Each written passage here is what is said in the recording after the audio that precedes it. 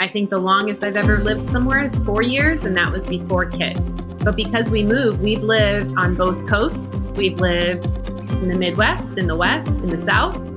And that in and of itself is quite the education. We have really gotten to explore so many different parts of the United States, and we make it a point to include that in our homeschool. I guess preparing for a move, you let go of the academics and you focus on read alouds. I focus on read alouds because there's something about the connection to the characters and the living vicariously through them, as well as that secret language that you build with your family about the story.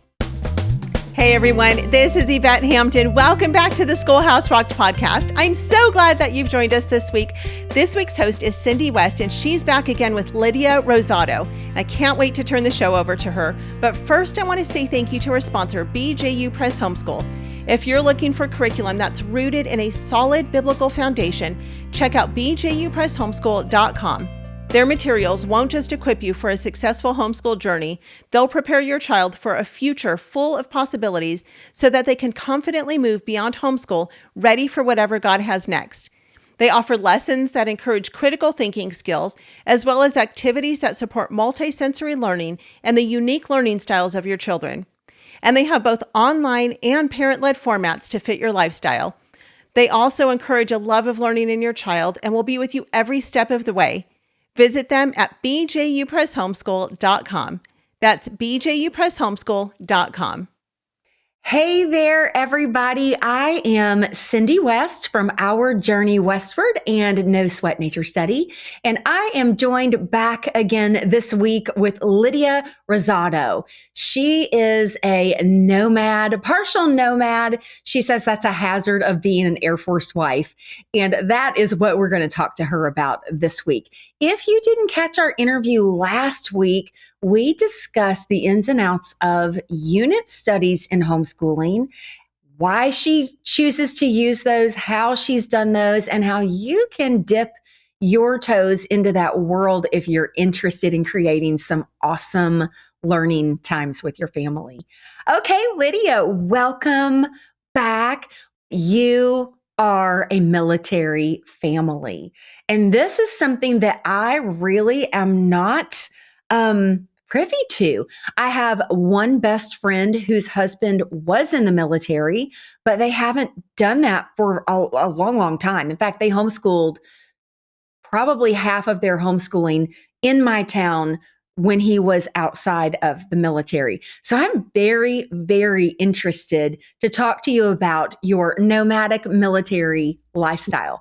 So first and foremost, can you just tell us a little bit about what it's like to be a military family, particularly in the homeschooling realm, and how maybe that's even shaped some of your, how you do homeschooling and things? It has shaped. We move every, it could be 1, 2, or 3 years. I think the longest I've ever lived somewhere is 4 years, and that was before kids.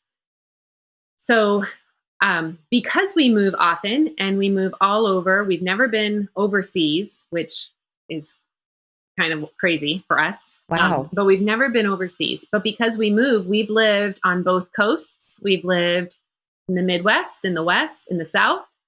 And that in and of itself is quite the education. Yes. We have really gotten to explore so many different parts of the United States, and we make it a point to include that in our homeschool. And so that has definitely shaped us in our journey. And then I would say the other thing that has really shaped us is giving ourselves space for a move and post-move. Because we can find out either very soon before move, or we have almost a full year knowing that we're going to move.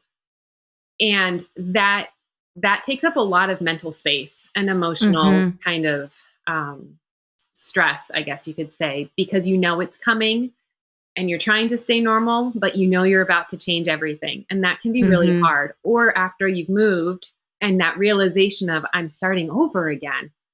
Yay.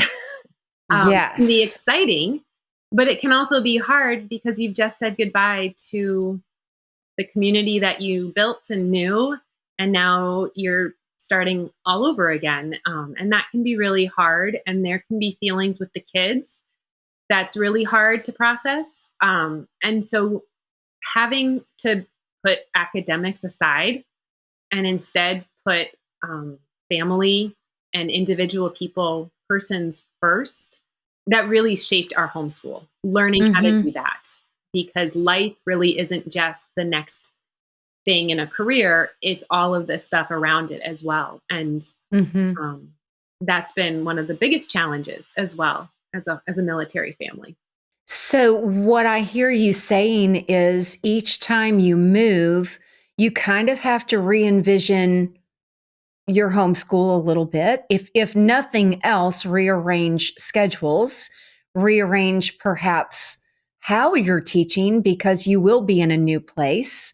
And then all of the social structures have to be rebuilt. Is it true that all of the social structures have to be rebuilt, or have you found ways to maybe maintain from one place to another some basic foundations of social structures?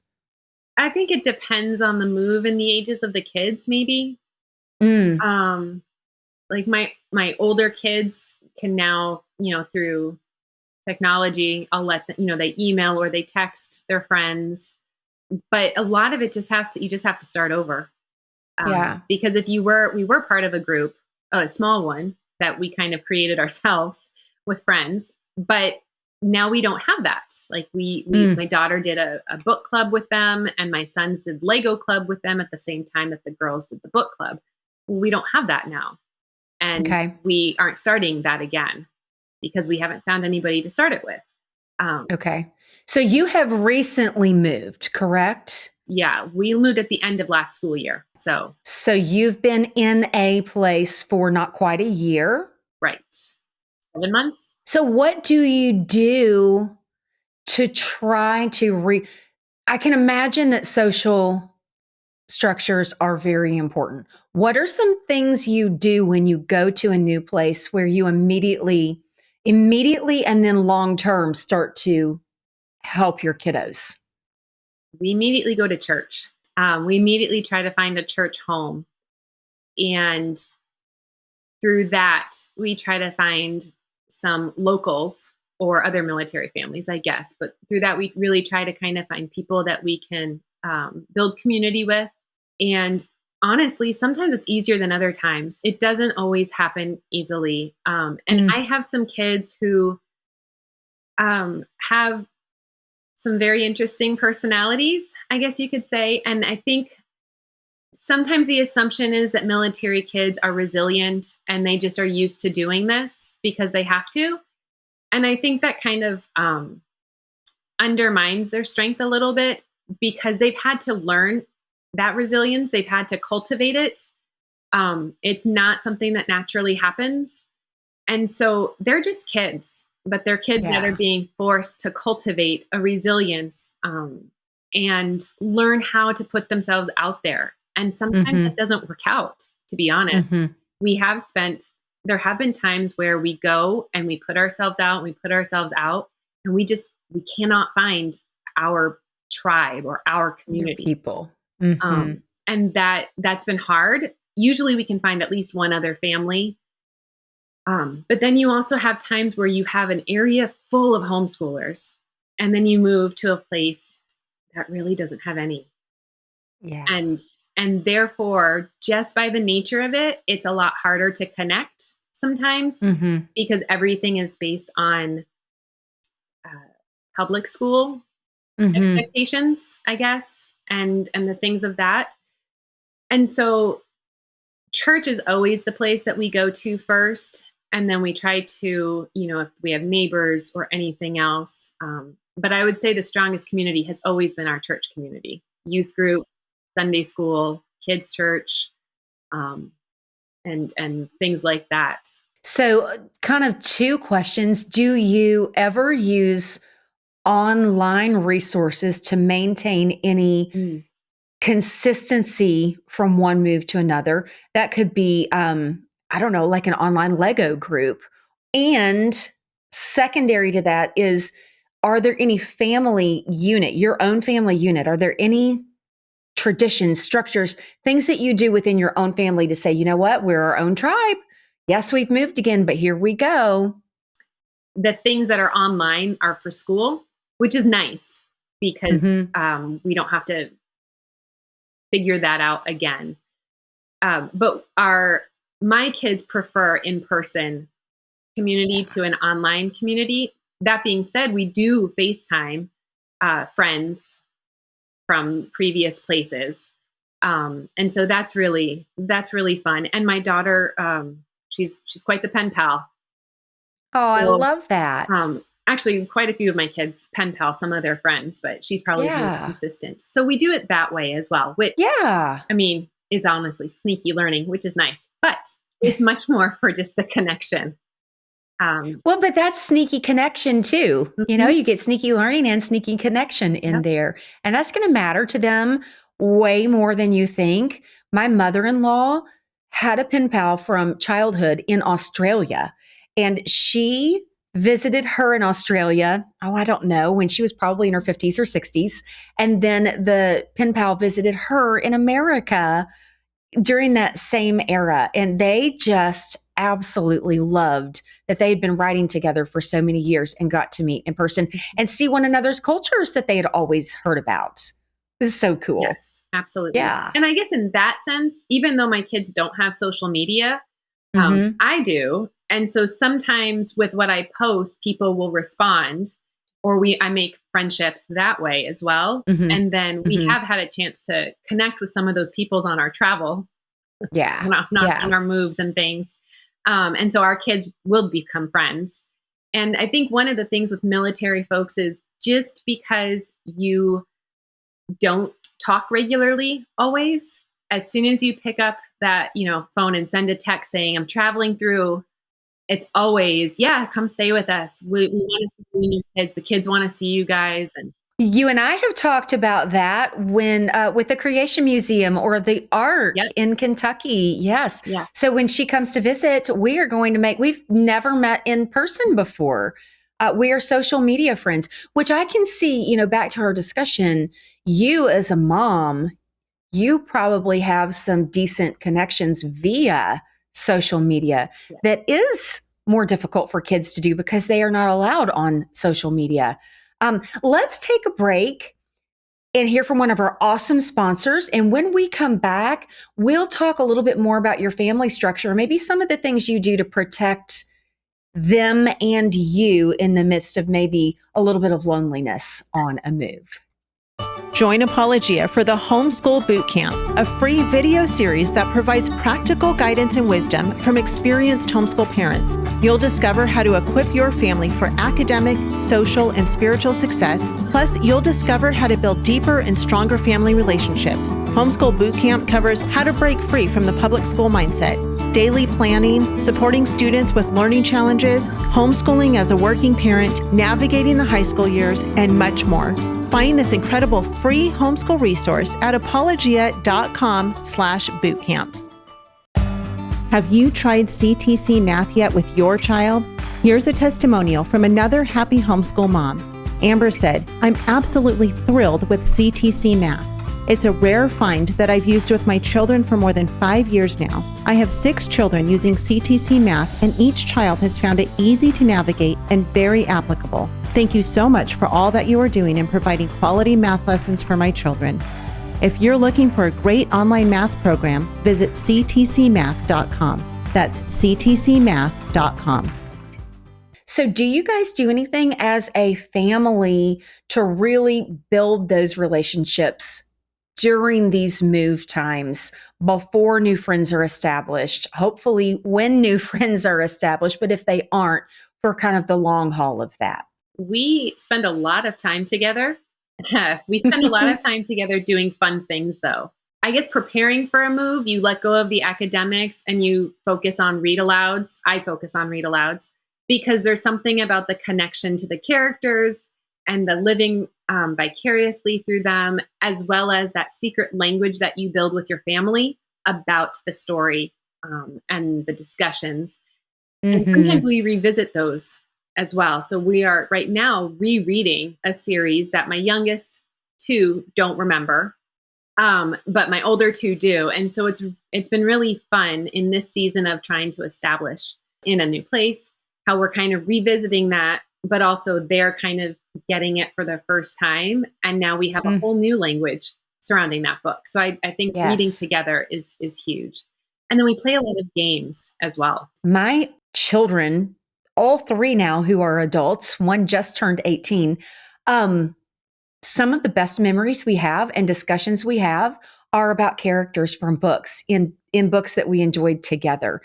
And even though I knew we were doing awesome things when we were reading aloud, I really had no idea of the impact that was going to have years and years and years later, where we had almost shared experiences through books. I think that's excellent. Games, as you mentioned, always excellent, and sneaky learning. But I can only imagine one thing that you could do together as a family, or, even just you with the kiddos while your husband is doing his work, because you are a stay-at-home mom, right? Yes. Okay. Exploring the area through field trips and things. Is that a big deal? I was just about to bring that up as well. One of the things we do when we find out we're going someplace is we look to see what could we do? Where could we go? What trips could we take? And that often influences what we choose to learn as well. Yeah. When we lived in Southern California, we did a lot of little trips because there are a lot of places in Southern California. But you can go to Joshua Tree National Park. We drove up to the Redwoods in Northern California from Southern California. And we look at it like we've got a couple of years. Let's see as much as we can. And because we homeschool, we can go in the off season. And so you actually can see more in some ways that way, because you're not battling with different people or with the crowds. And so we make it a big priority to see everything we can. We lived in Virginia, and so we saw founding fathers' homes. We saw 5 battlefields, and we were there for 1 year. Wow. In Virginia and Jamestown, and just all of the things that were right there, we made sure to see. But that is a big thing for us is the traveling in that area. We make a bucket list, and we try to see what we can see. In our last episode, we talked a lot about unit studies. Do you ever turn those field trips into some of your unit studies or incorporate those into your learning? 100%. Almost always, in fact. In Virginia, like I said, we visited George Washington's homes and Thomas Jefferson's home, and we did a founding fathers unit study. So that was really fun. And Colonial Williamsburg is another, even though, it's not them, it's that same time frame. And so all of those were just extensions of our learning. But I chose founding fathers because I wanted to visit those places, and I wanted them to have a sense of who lived there and the time and place and what was going on. Same thing with the Civil War and all those battlefields. I chose the Civil War because I wanted to learn about it and then go see the battlefield and understand what we had just learned. And I don't know about the kids. I'm sure some of them were kind of little. My older ones might remember. But for me, it transformed my understanding of the Civil War on so many levels. And so that was pretty cool. But we always do that, even if it's, those were long units. We've even done it where we're going to an art museum and they have an exhibit on Impressionists. So I grab my picture books and my calendar a day from 2017, those pictures, and we read about the artists, and we look at pictures, and then we go and we see some of these things. And my 9-year-old, my daughter, is not super into art. But man, she walked in and said, "That's a Matisse." And she was right. She actually said Matisse because the picture book is Matisse, but anyway. But that's okay. You're right. And when you just spend that little bit of time preparing for the trip, or you add it into the unit, it has a huge, huge meaning. It changes it completely. Oh, absolutely. I love that. we have always used Civil War. We have a lot of Civil War history here in Kentucky, but I'm not going to say jealous. I would love to have been able to live in certain spots around the country to really immerse into Revolutionary War history or anything else, because we have a lot of Civil War history. That was the thing we have focused the most on here. But yeah, you have an awesome opportunity And there. I for sure. definitely feel like that is one of the greatest gifts that military life can give, is the opportunity to experience different parts of the country, the people, the different kind of cultures in each place, and also the history and the science as well. And one good thing that I've noticed about field trip destinations is there is often someone who is an expert at the thing.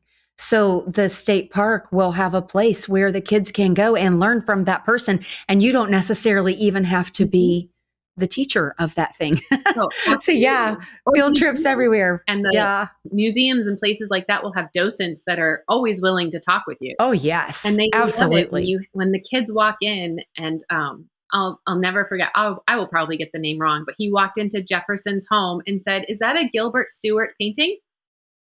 And the lady just went, "What?" Yeah. Yes. How do you know that? And then she literally took him through the entire house herself, and we just followed, listening. Well, let's switch gears for a minute and let's talk about the level of organization that you must have to have in order to make these constant moves. Talk to us a little bit about how you organize not only your home, maybe your schedule, but even your homeschooling. How is all of this happening frequently to keep it together? I don't even know. I think there might be really organized military homeschool moms out there. I'm probably not one of them. I would say the biggest things are just learning when to let things go. And for me, like in preparation of a move, and for me, that's when it feels like one more thing that I can't get to that's stressing me out. And so those things slowly drop. But as those things drop, speaking of organization, I have to constantly be clearing out my freezers and pantry and refrigerator. And that's always a fun balance of what random meal can I make and what do I absolutely need to buy in order to get us through so that I can use up all of this stuff. Yes. It's almost like a logic puzzle itself, isn't it? It is. It is. And I think that juggling of kind of the school aspect with how's everybody feeling? Do we have any big emotions that are about to overtake us? Because it hits certain kids on certain days differently. As well as that kind of, okay, we need to figure out the pantry and the food. And then there's also, what are we taking in our immediate vehicle with us? What do we need to survive? Yeah. Because one of the kind of fun things about the moves is if you let them move you, you're not quite sure when you're going to get your stuff back. Oh, wow. And so sometimes it can be a little while and sometimes it can be kind of quick. So you kind of have to figure that out. But that can happen even if you move yourself, because if you don't have a place to live and put the stuff in, it has to go into storage. Wow. So it's been different every time. And it's just a matter of juggling or rotating the priorities. I have a feeling I know the answer to this question. How do you organize a school year when you are in the middle of a move? So the pre-preparation, the move, and then the get the house back together. Do you stop? I know you already mentioned, you do a lot of read alouds and things. Do you stop school for that portion and maybe homeschool through the summer if you need to? Or is life, do you just consider, we're doing life. Life is learning every single day. We're doing stuff. I'm just not all that concerned about every single moment being planned. How do you handle that? For me, I do try to keep reading up until the end. However, when we finish a book, if it's a good place to stop, then I won't pick up another read aloud until maybe the road trip. Okay. And then we listen to an audiobook in the car. Okay. Because I don't want to, because I've done this where the move completely wrecks it. And so you're halfway through a book and then you're moving. And for us, it's impossible when you drive a really long day and you're just at a place overnight and then you get up and you drive again, or you get up and you kind of go do something in that area and then you move. There's an extra layer of exhaustion, and reading aloud on a move, I can't do. For me, I've learned I can't do it. So I try not to have them. Would you say then that you are doing what we're going to call regular school up until when? And then at what point, how long do you give yourself before kind of regular school kicks back in? Last move, we moved at the end of the school year, and I did not do regular school all the way up to the end.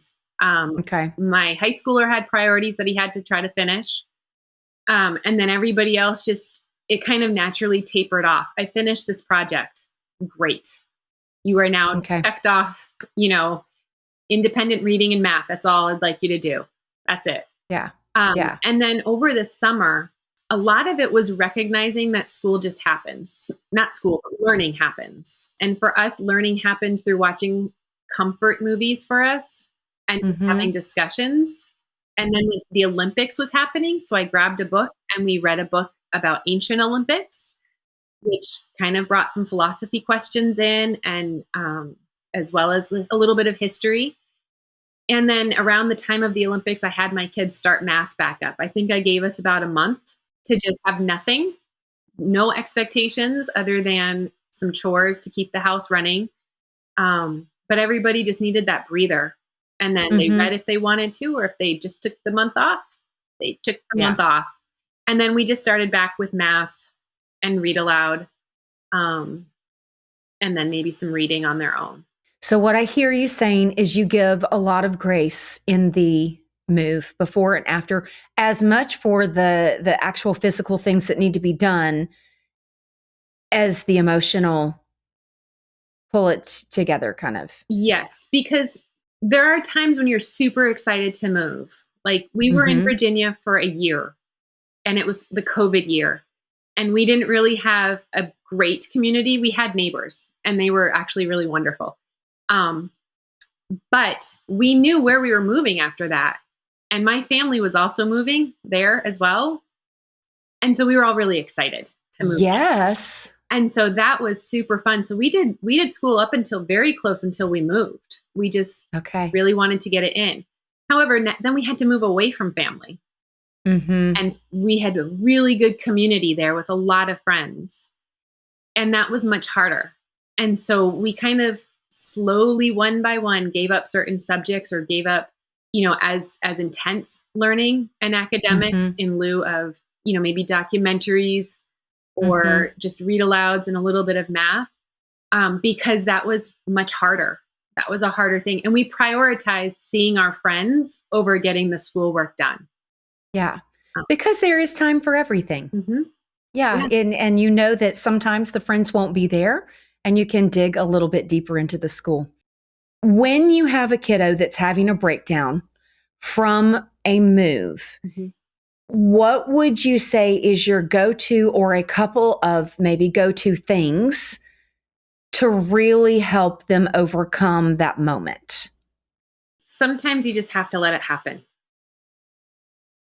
Because you've had this big move, and there's a lot of stress and intensity involved, whether you're feeling it consciously or whether it's just beneath the surface and you don't recognize it.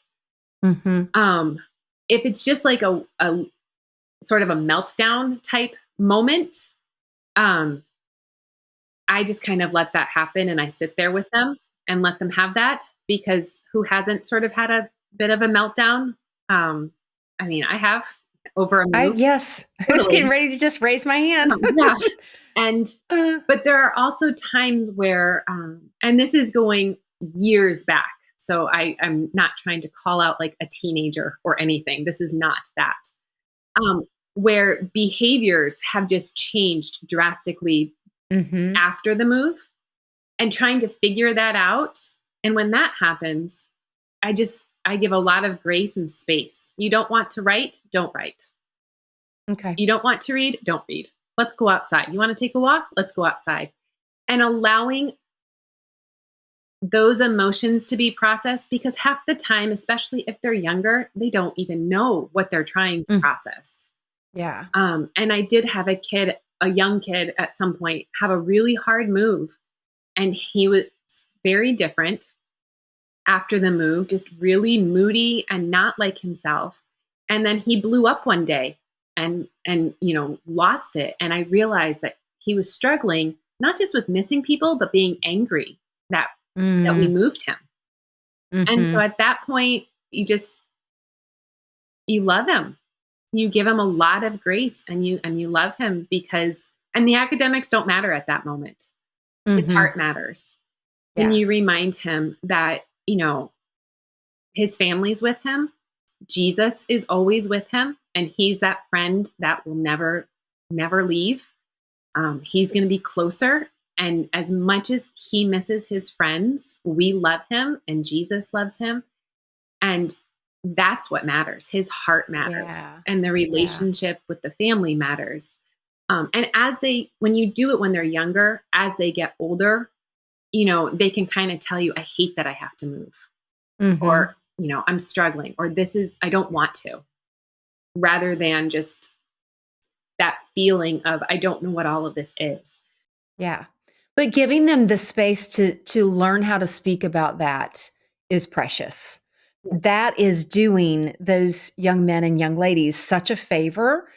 As they get older, they will know how to communicate their emotions with anyone, with their friends, with their spouses, with their children, and giving them space to have those emotions, I think, is really, really important.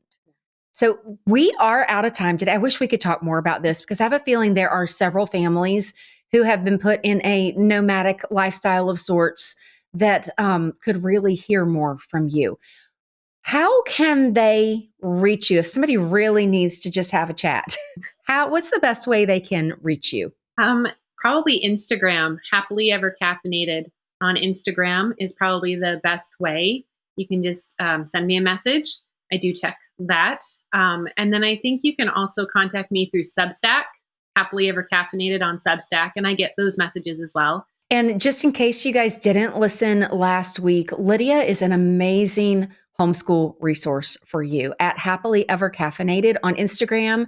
You will watch her stories and kind of see the cool things she's doing. And you will realize that she is really pouring herself into making homeschooling a fun, engaging, unique place for these kiddos of hers.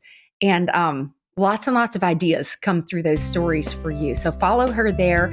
And then again, any link that we ever mention will be in your podcast show notes. Lydia, thank you so much for joining me here. You and I should have another chat sometime here, because I think we have a lot more that we could have chats about. Absolutely. I hope everyone will join us again on the Schoolhouse Rocked podcast next week. I am Cindy West. I'm so thankful to be one of your hosts. You can find me at ourjourneywestward.com or nosweatnaturestudy.com. Thanks so much for joining us today for the Schoolhouse Rocked podcast. We'd love to hear from you. If there's a topic you'd like us to cover, reach out to us at podcast@schoolhouserocked.com. We'd also love to know how we can pray for you and your family. Visit schoolhouserocked.com and sign up for our newsletter to get weekly updates, encouragement, and free homeschooling resources. You can stream the movie Schoolhouse Rocked: The Homeschool Revolution for free, purchase the DVD, and visit our merch store. If you've been blessed by this podcast, would you consider partnering with us by making a one-time or monthly donation? Together, we're making a generational impact that transforms lives and points our children toward the eternal hope of salvation in Christ. Find it all at schoolhouserocked.com. One last thing. If you know a friend who would be encouraged by this podcast, please share it with them. Join us next week for another exciting episode of the Schoolhouse Rocked podcast. Until then, keep pointing your kids to Jesus.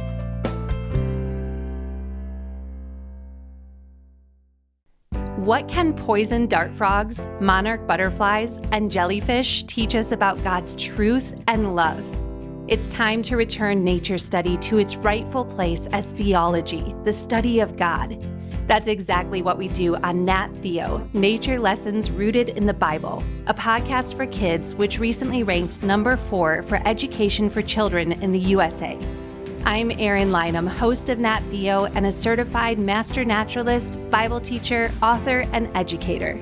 Join thousands of families listening to Nat Theo for their science and Bible lessons. Listen today on your favorite podcast platform or at erinlynham.com. That's ERYNLYNUM.com. Reconnect the dots between creation and creator as your children learn real, fun science from a biblical worldview. You nailed it, girl. You already know the story. We were started for that very reason, that asterisk. Oh, wow. That is what made us start. That happened in the year 1993 Okay. when the Girl Scouts actually voted. After all the years, they were started in 1912, so over 80 years Wow. of keeping God in their promise. Yeah. A new board came into existence for the Girl Scouts USA. In addition to that, a radical agenda that we are now seeing the fruition of that in Sure. what they're promoting. And I was concerned about that as a Christian mom. You know what I did, Yvette? I honestly did what a lot of us do.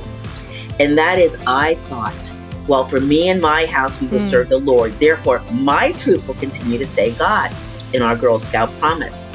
Now, my husband said, that's not going to cut it. You either quit or you start something new. I wrote down all my concerns. I actually shared it with the Girl Scout Council because I believe that we need to try to shine light on darkness before we flee from it. Well, there was no going back. God had a much bigger plan than my little mom mind. And I'll tell you, it wasn't just me. You're right. It was a bunch of moms around my kitchen table. And the power of moms is amazing when it is fueled by the Holy Spirit. Yeah. And that's the difference.